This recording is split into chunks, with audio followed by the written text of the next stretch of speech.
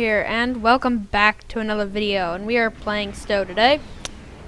And today we are going to talk about the Galaxy X Dreadnought cruiser. Now, just today the Galaxy X received a big buff. Mainly it now supports the saucer section separation if you already have it from the Galaxy retrofit, and it now has a hangar. So that's cool. And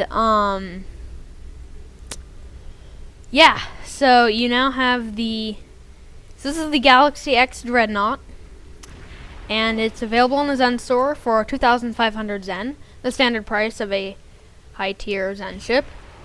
And yeah, it is the 3-nacelled Galaxy class from the last episode of Star Trek The Next Generation, All Good Things.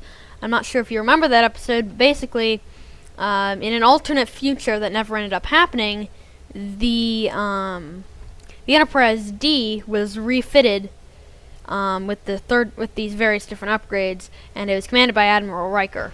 And I'll see if I can find a clip online, and if I do find it and I remember to include it, I'll be playing it now. Captain, another ship is decloaking, bearing 215 Mark 310. It's the Enterprise.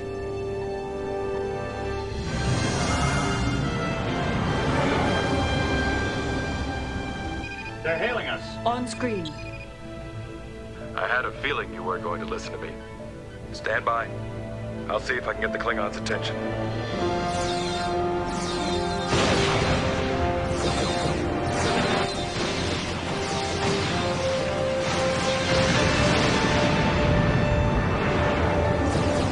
The Enterprise is drawing their fire.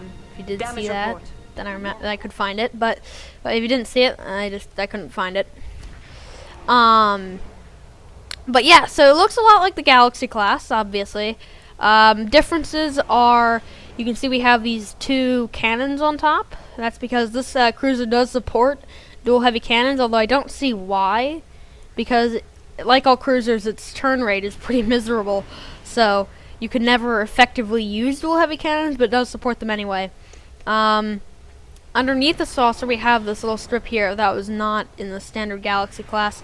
On the back here, obviously, we have the third nacelle, which adds this bit here, and it splits the impulse engine in half there. But yeah, that's the Dreadnought. In terms of stats, it has, as you can see, 4 aft weapons, which is pretty standard for a high-level cruiser. For its consoles, it has 4 engineering, because it is an engineering ship, 2 science, and 3 tactical. It also just today, got the upgrade where you can equip a hangar. Now, by default, in the hangar, it comes with Type 8 shuttlecraft, I believe, but I came out with Delta Flyers because I like them better. Delta Flyers are cool, and I have the playable Delta Flyer, so, yeah. Also, so it's 2 main abilities that come with the ship. Well, 3 main abilities are that, first of all, it can cloak. Comes with a cloaking device console that comes with it and the Defiant, but this cloak console can also be used on the Avenger. That's the main reason why I bought the Dreadnought, because I could use this cloak on the Avenger. But it does have cloak. It is not battle cloak, unfortunately, but it is cloak, and that is cool. So one of 3 Federation ships that can use the cloak. Another ability is it has the phaser spinal lance here, which is basically an ultimate phaser beam of death that you can fire at targets, and it has a 45-degree firing arc, so they have to be right in front of you, and that's difficult to do with a cruiser. But as you can see, it deals 5,000 phaser damage twice. It takes away a lot of weapon power, so that's unfortunate, but it has a standard phaser effect, and it has some critical fire effect. So this is basically just a massive all-at-once damage. It's got a 3-minute cooldown, so just a massive phaser lance of death that you have here. And third main ability that's unique to the ship. Well, not unique to the ship, but if you have the Galaxy retrofit, which is a different thing, it's still the standard Galaxy class, just retrofitted to be a tier 5 ship, that ship comes with the saucer section separation console. Now, if you have the saucer separation console, and then you can equip and use it on the Dreadnought. Now, the Dreadnought does not come with saucer separation. I do not have the Galaxy retrofit, so I can't use that ability. But if you do have the Galaxy retrofit, you can equip its saucer separation console on the Dreadnought, and you'll be able to separate your saucer. Basically, what that does is you taking control of the drive section, which is the section that is this part here, the nacelles. The saucer is this part up here, the disc part, and so that separates. You stay in control of the drive, and you get a slight turn rate buff, so it becomes a little easier to turn, but you lose a lot of hull strength by doing that. And then also the saucer flies around and shoots stuff for you, so that's cool. But also, just on the Dreadnought, now that's both, that what I just said was true of the Dreadnought and of the Galaxy retrofit, but just on the Dreadnought, when you separate the saucer, so when you have both of those ships, you separate the saucer, and when the saucer is separated, this phaser spinal lance is upgraded, so that instead of shooting just a single beam that does all the damage, it shoots this massive, widespread beam that just takes out everything in the vicinity. So that's basically the Dreadnought. And I have my one hangar here of Delta Flyers, but we're gonna put this thing to the test here. So I'm going to play Infected the Conduit. I could use some Omega Marks anyway. I'm saving up for the Omega Plasma Torpedo. As you can see, I'm saving up for that.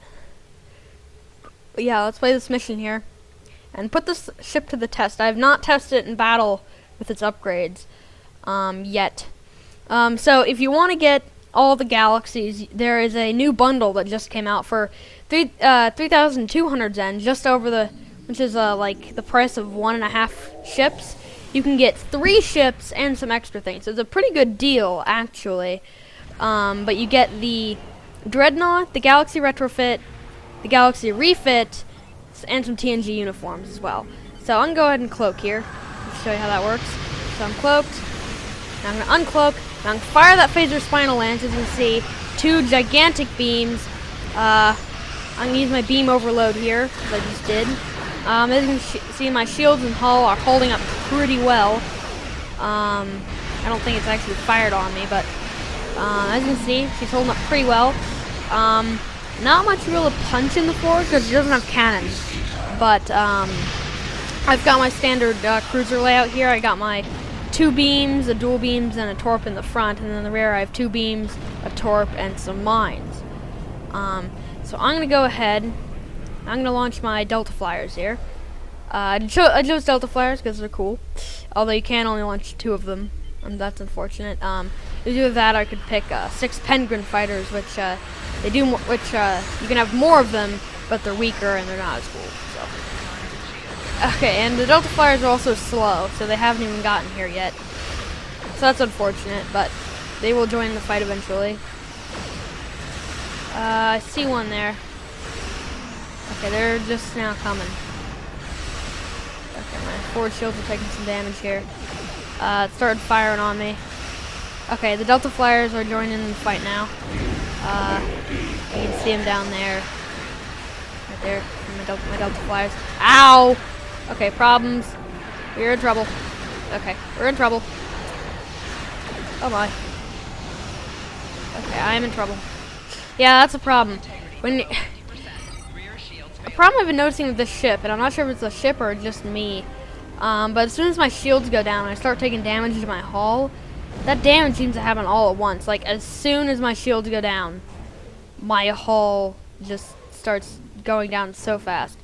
But anyway, that's probably not the ship's fault. Anyway, go and take out these spheres here. There we go. Oh wow, these people are going at this fast. I wasn't out for that long. But yeah, so we have, she's holding up pretty well. That shield drain, I loathe the shield drain. I hate it with every fiber of my being. So that's the board. That's the board. Oh crap! The gateway's firing on me. Ah! Impulse power! Launched out the flyers. Ah! Yeah, that's a problem. Ow! Okay, I'm dead. Yeah, I don't know why that happens. Like my shield. Okay, so I'm doing fine. All right, but then so I stop paying attention to my shields, and then my forward shields go down, but then just all at once my hull just disappears. And a nice spur. Boom. Okay, we need to avoid shooting the gateway. We do not want to make the gateway angry. Ignore us, gateway. Not a direct. No, I'm not. I don't pose a threat. I'm just gonna cloak now, actually. Yeah, don't shoot me, gateway. I don't like getting shot at by the gateway. That is not fun. But yeah. Okay, I'm gonna fire my lance here. Lance! I'm gonna do some beam overload. Yep. Yep, so I don't know where my flyers. Fire. Fire. Okay, I see him. Oh, one of them's down. Yeah, you can see the status of my fighters. Here, I'm going to recall them. No, recall. There we go. I'm gonna let him regenerate.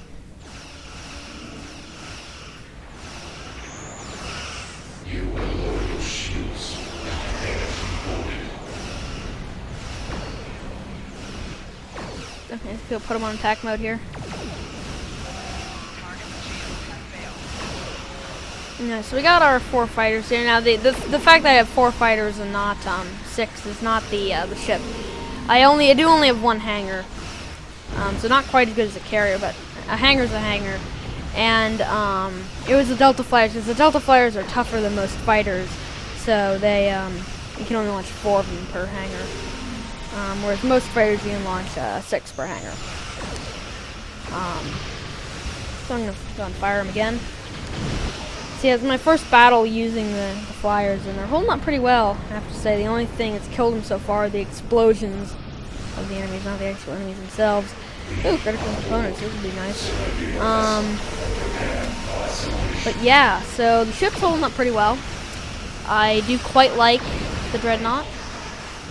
I don't like it quite as much as the Avenger, because I'm not a big fan of its turn rate. That's understandable, of course. I mean, it is a cruiser. Cruisers are known for their bad turn rate. But, yeah. I do like the Avenger better, but this ship is certainly cool. Yeah, if you're looking for a really good deal on Zen ships, I would definitely get the Galaxy Pack. Unfortunately, I can't buy the pack because I already have the Dreadnought. I bought the Dreadnought separate, a long time ago, actually. But if you don't have one of the Galaxies yet, then I would definitely recommend getting the Galaxy Pack, because for the price of 1.5 Zen ships, you get 3 ships and some uniforms and some bridges. So if you're a TNG fan, like a big TNG fan, then I would definitely recommend the Galaxy Pack, because you can have this 3 nacelled Enterprise Galaxy class that can separate its saucer with a giant death beam and fighters and the bridge and the uniforms, and it would just be so awesome. I wish I could get that pack, but unfortunately I cannot. Because if you're for packs, if you already have one of the ships in a pack, then you can't. It won't let you buy the whole pack. So like, since I already have the Dreadnought, it won't let me buy any packs that include the Dreadnought. So that's unfortunate, but yeah, so that's definitely a cool pack to have. But yeah, as you can see, the Dreadnought's holding its own pretty well. It's only died once. And it is late in the day, and for whatever reason, PvE gets a lot harder towards the end of the day. Like in the morning, it's a piece of cake. But one time, Goomba was over at my place, and I was playing at like 11 at night, and it was basically impossible. So yeah, PvE does get, and it is, you know, sort of late in the day when I'm recording this. So yeah, so that's the Dreadnought.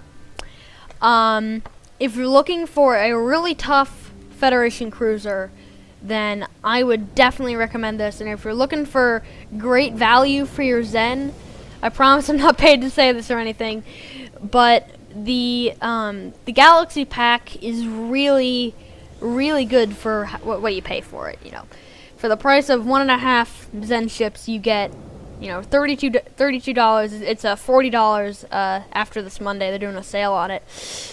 But for $40, you can get 3 ships, some bridges, and some uniforms. And that's really is worth it if you're gonna buy, if you're a TNG fan.